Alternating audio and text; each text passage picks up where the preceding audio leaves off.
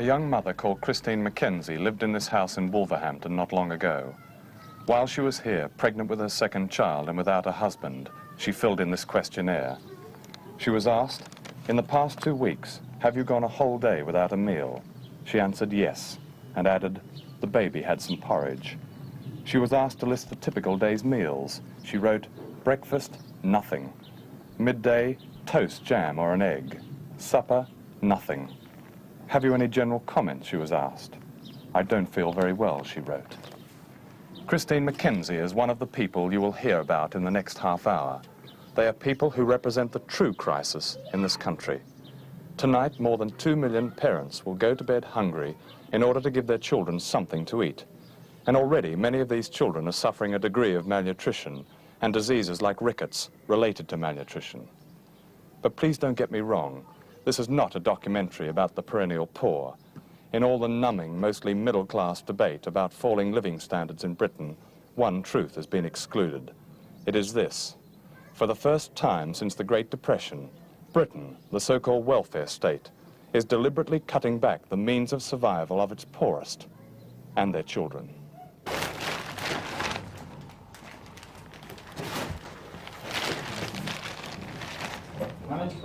Yeah.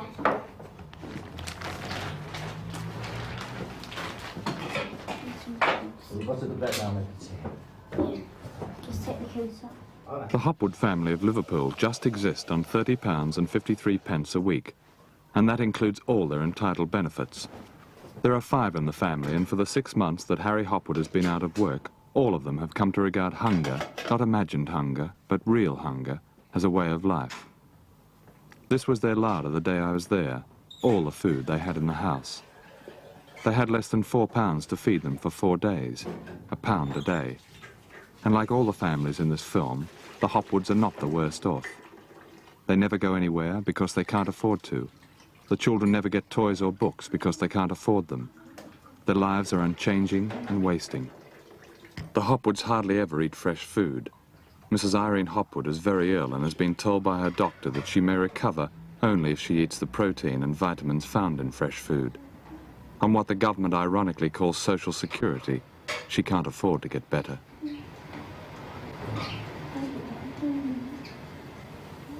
Do you ever feel hungry? Sometimes, now and again. But I mean, do you ever feel hungry at a time when there's not enough to eat? Do you ever come in and there's nothing in the cupboard to eat? Yeah. When does that happen much? Sometimes. When you come in, what do you want and it's not there? Sometimes make toast and that, and there's no bread there. Yeah. What worries you most, obviously, apart from Irene's illness? What worries you most about the children? Well, the kids are not getting the proper food. They're not getting out like ordinary kids. Don't get much, we try. Yeah.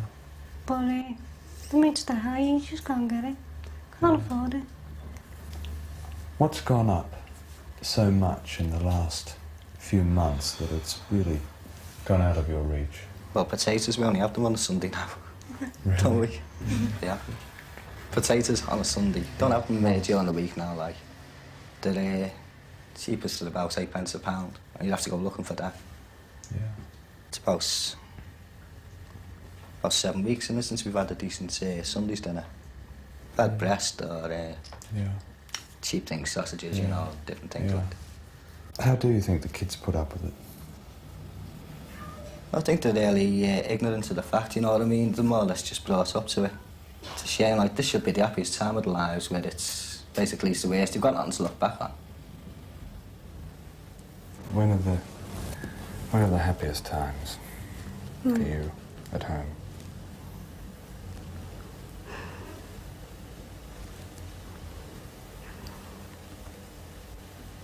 Don't think any, really. No? None at all? No, not really. You ever been on a holiday? No, never. Ever been to the countryside? Yeah, once when I was in boarding school. What'd you think of it? I think it was all right. Would you like to live there? Yeah. Do you ever go on holiday? No.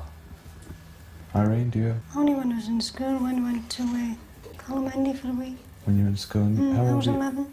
How old are you now? 35. And how old are you? 36. Yeah. What do you think your children's future will be? Do you ever think what kind of future they'll have? Well, they've got no future there. They've got no future there at all. None of us have. It's like, I think it'd be easier to save time than put up with this. Serve time in prison? Yeah. It must be, you wouldn't... Do you feel you're in it? Do you feel you're serving time? It is, it's just like a prison.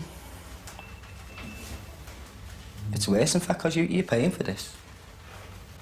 I've got to pay me rent every week, you know, and it's gone up $190 on the 4th of August. It's not even worth $190 on its own. This is our bedroom, Jim. You see the state of the paper. Yeah. This is how the Hopwoods are forced to live. Their council estate is not officially a slum, but merely one of the soul-shredding monsters thrown up as barracks.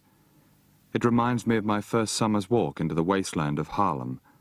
Bravely, Harry shows me around. No clothes in the wardrobe, no sheets on the bed.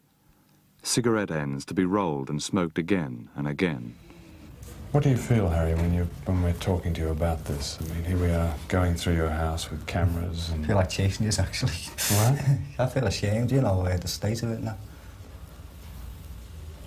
You're bearing up very well. We're asking you a lot of questions about how you live and how you...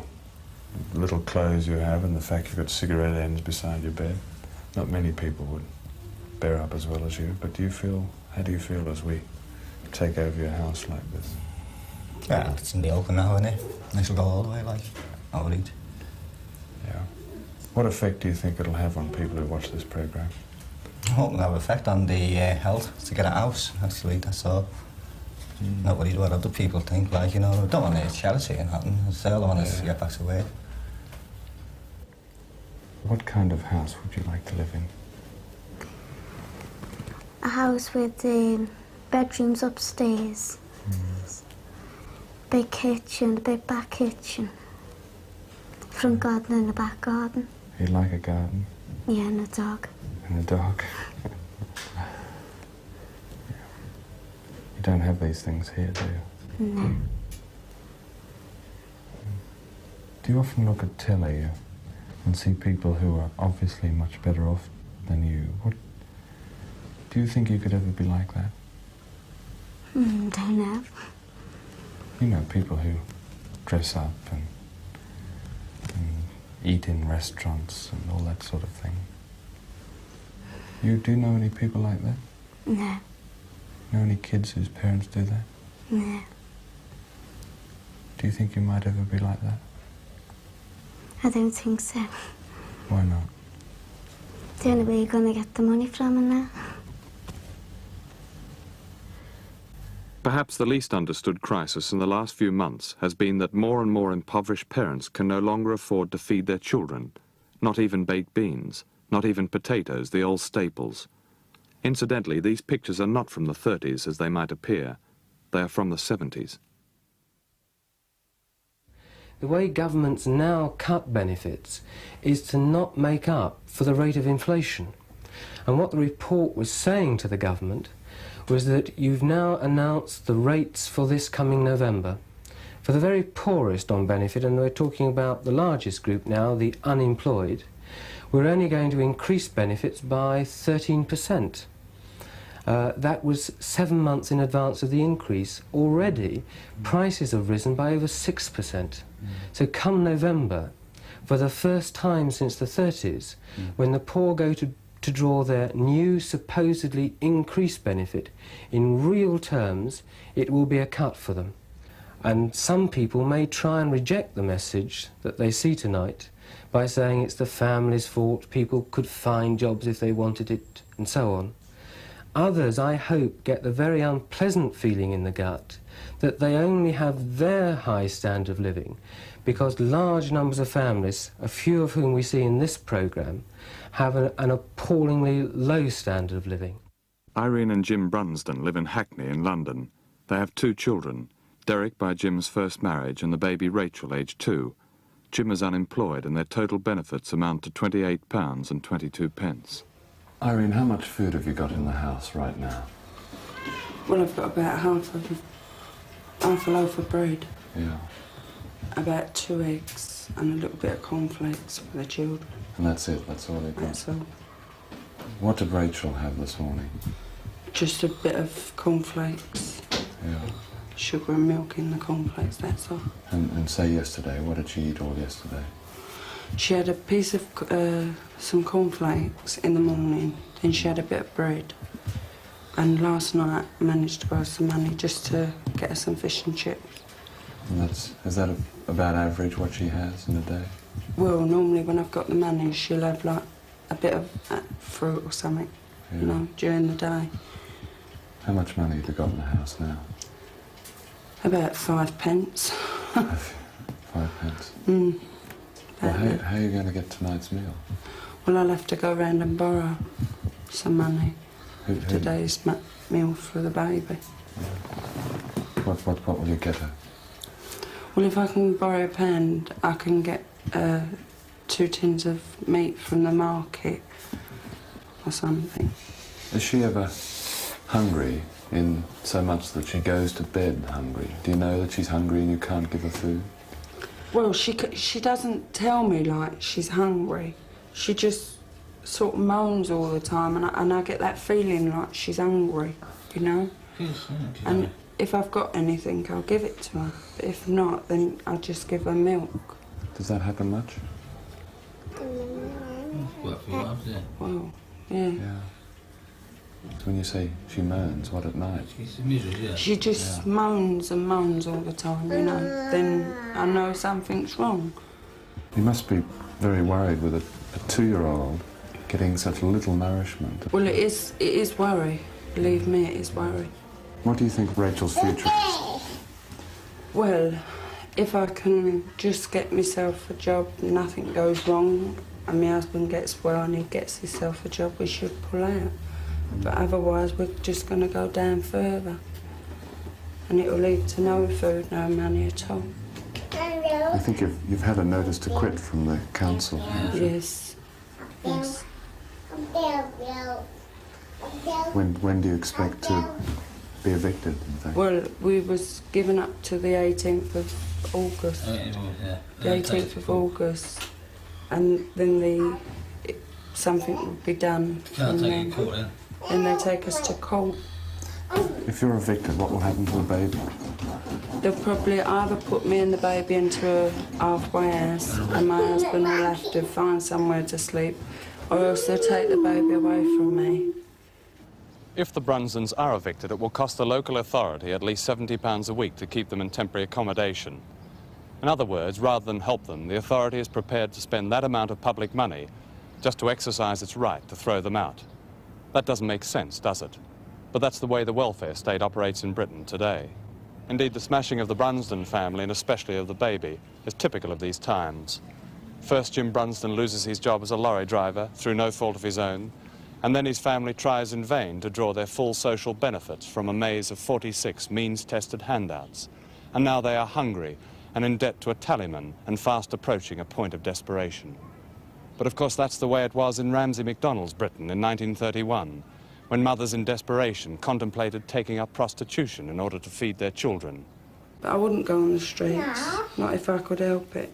But if my baby really, really needed something to eat, and I didn't have a penny, whether it cost me my marriage, my life or anything, I would have to do it for my baby's sake. I mean, I'm not a type of girl to do this sort of thing. I was never brought up to do this sort of thing. If I thought my baby would really in need of food, then I'm sorry, I would have to do it.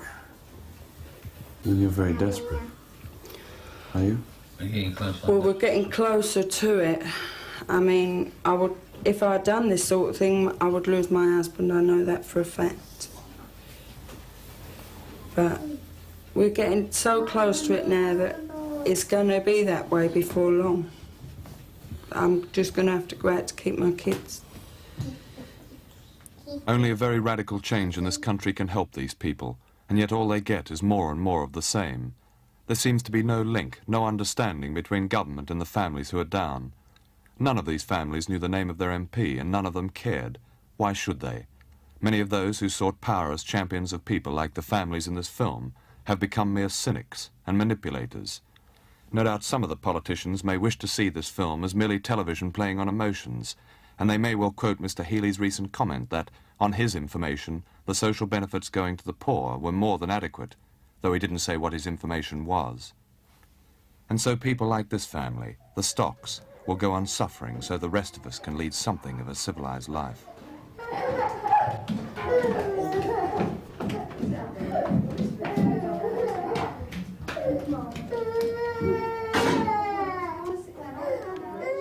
This is the Stocks larder, filmed on a Monday.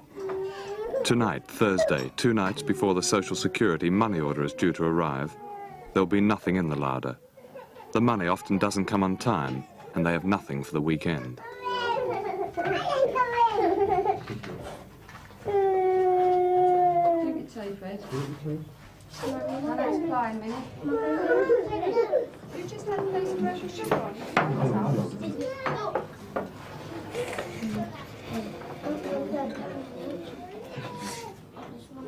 What is the food that you feel is necessary for your family that you can't afford? Oh, fruit, oranges and things like that, you know. I don't buy any fruit at all. Only Christmas. You don't buy any fruit at all? No, only Christmas we have fruit. Only Christmas? Sometimes my brother-in-law might bring round a couple of apples and oranges and that, you know. Yeah. And, do you have any fresh vegetables at all during the week?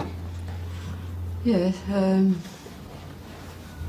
on Tuesdays, you know, when we get the family lamps again. That's what do you have? Greens, Yeah.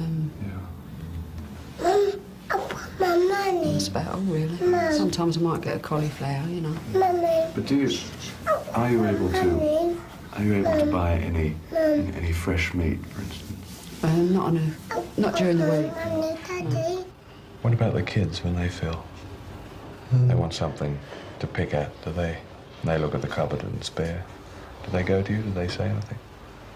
Yeah, they ask me, and I just tell them I haven't got nothing. That's all I can say. I can't, you know, make excuses or anything like that. If they ask for bread and there's none, I just tell them I haven't got none, and that's it.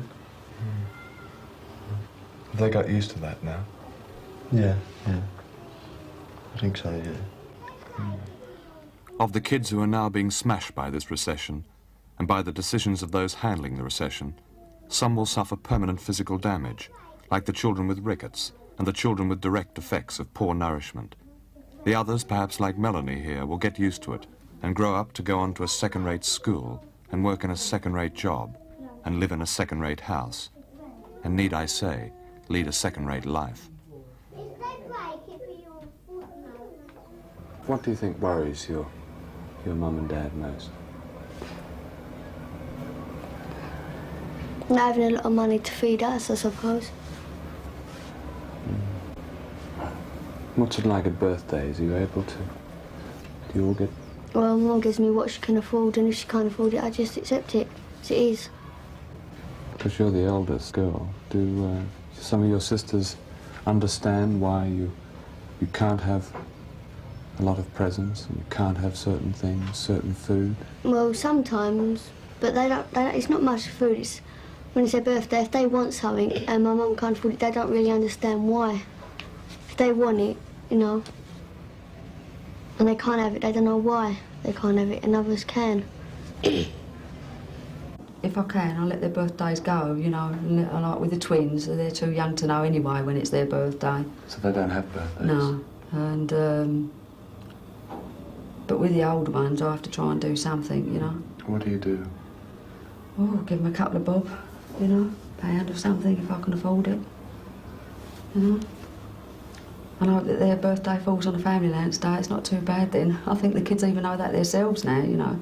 If it's a Tuesday or a Saturday their birthday falls on, they're all right. But if it's any other day through the week, they've had it. Occasionally I'll ask Social Security for a grant, you know, like I did recently, to get essential things like shoes and that I can't afford to buy out of the normal week's money.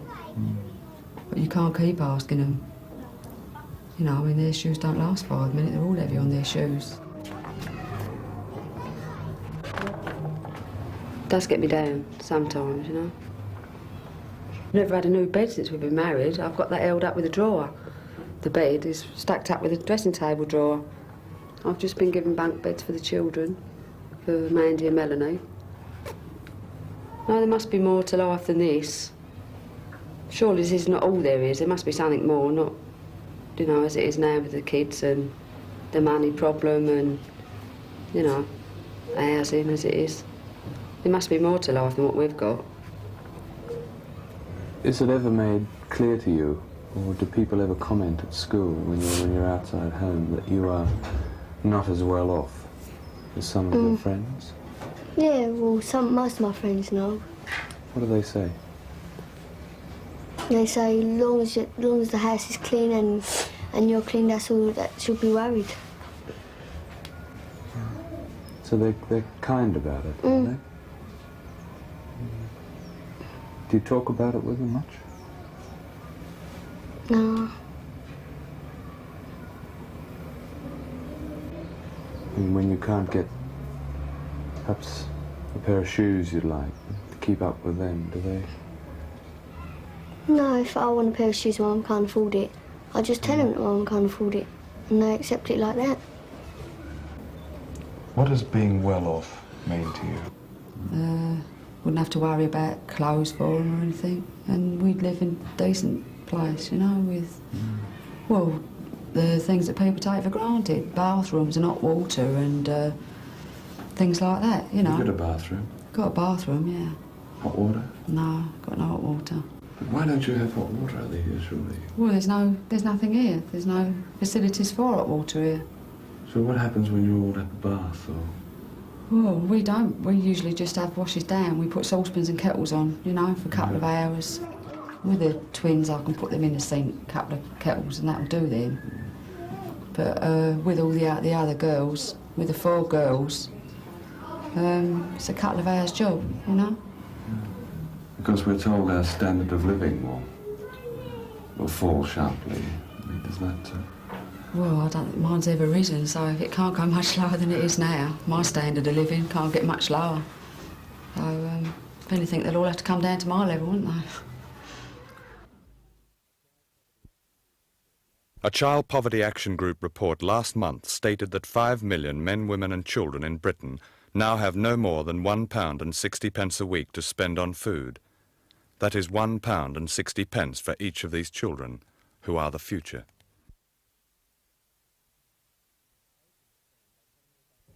I opened this film by telling you about Christine Mackenzie, who in her own words described her near-starvation diet. Breakfast, nothing. Midday, toast, jam or an egg. Supper, nothing. We didn't show Christine in this film because she is dead and buried in an unmarked grave in a Wolverhampton cemetery. She was 21 years old. Weak and undernourished, she died from a rare infection just a few weeks after the birth of her second child.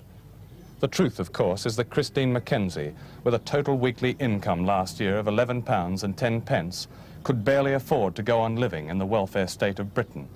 Her miserably low social benefits could not keep pace with the uncontrolled rise of food prices. In the questionnaire I mentioned, she was asked, "Have you had any help from the social services in the past year?" She answered no, and the Director of Social Services for Wolverhampton has since confirmed that she was speaking the truth. "We had no record of this young woman," he said, until the night the police told us she had died.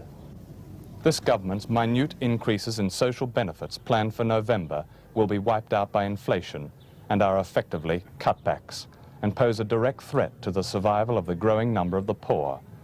Unless we regain our sense of priorities, which amount to our civilization, there will be more and more Christine Mackenzies.